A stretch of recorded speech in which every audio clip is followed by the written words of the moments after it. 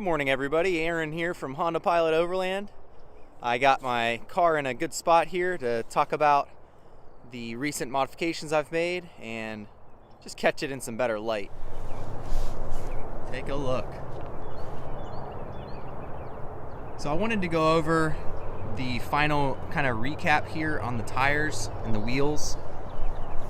These are Method 502 16x7 30 millimeter offset wheels. They are in the 5x4.5 bolt pattern, and initially with the stock wheel I had to notch into the strut perch a little bit, but with these new wheels they are offset and stick out just a little bit more.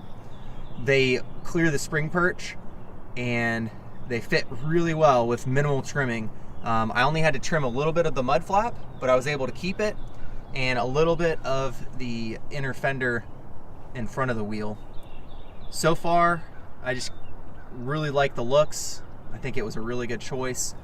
Another thing to talk about is the load rate. The load rating of these wheels is 1,850 pounds per wheel.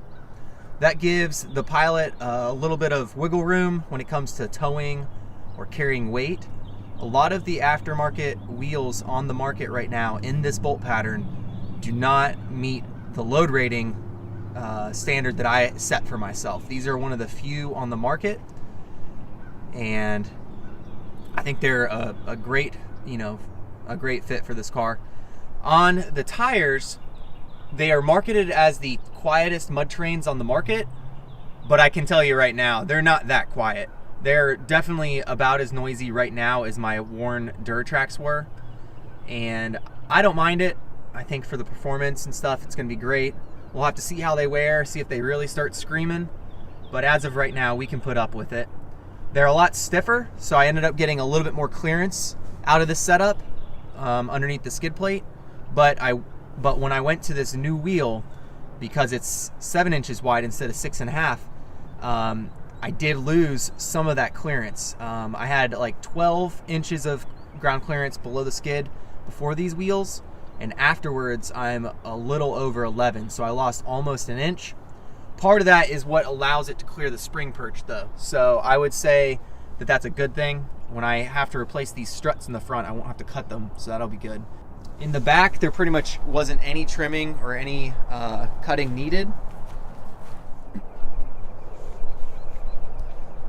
Really like the look of it. So far, my front hitch receiver's holding in there. I haven't had a chance to pull on it yet, but I've gotten, again, compliments on that too. People really like the look of it and the functionality that it should add, as long as it doesn't fall apart. Up top, I've got both my rooftop boxes. They're loaded. I got chairs in one and tools in the other. I have all the tools I would need to do a ball joint replacement or a wheel bearing replacement or strut or axle. I've basically just got all the tools I could ever need for this trip coming up to Florida. One more thing I wanted to talk about. In the rear, a lot of people go with a wide offset that sticks out from the car. When you do that, you limit the potential suspension travel that you have to the body right here. But if you can get it to tuck in here, you get 3 to 4 more inches of wheel travel. I do not know yet if this tire will tuck or if it will hit. It's offset just a little bit more out, and it was a tight fit before with the stock wheels and the stock tires. So actually right now I might do a little bit of testing on that. Stay tuned, it's coming up right now. Okay, I'm gonna try to back up onto this gravel mound here, and we'll see what it does for the suspension.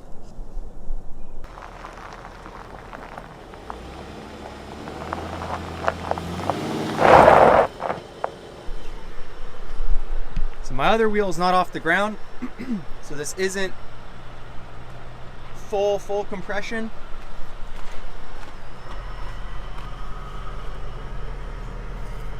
It looks like if it kept going up, it looks like it would for sure, no matter what, hit right here.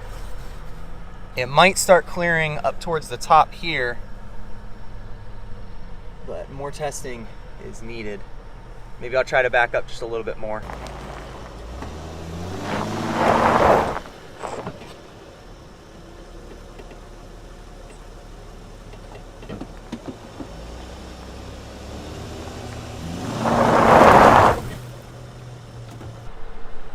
Okay, so now we're just about three-wheeling it. This one has very little weight on it. And if you can see, it's not rubbing anywhere, so that's good. If my wheel is sticking out farther and it went up much farther, it would definitely be rubbing. So I'll have to keep you guys on standby, but as of right now, I would say my test to see if the wheel will tuck into the rear wheel well, so far it's a success. It is pretty darn tight in there.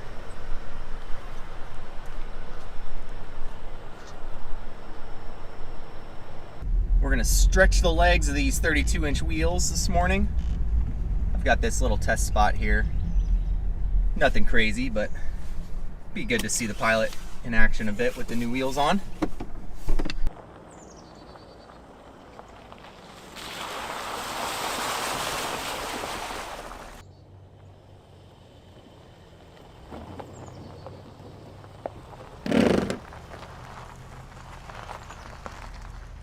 Found a new rub spot I gotta take care of, but that's what happens when you run 32s on a Pilot.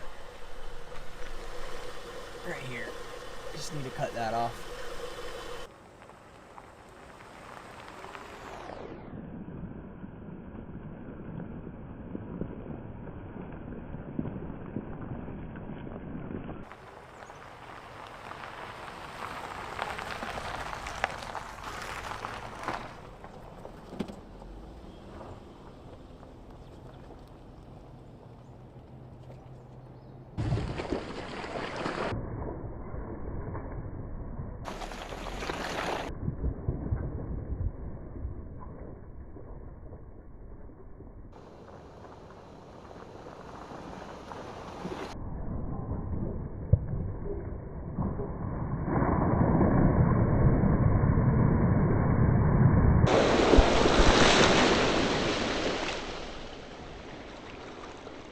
I can't wait to take my Pilot to Uwharrie National Forest.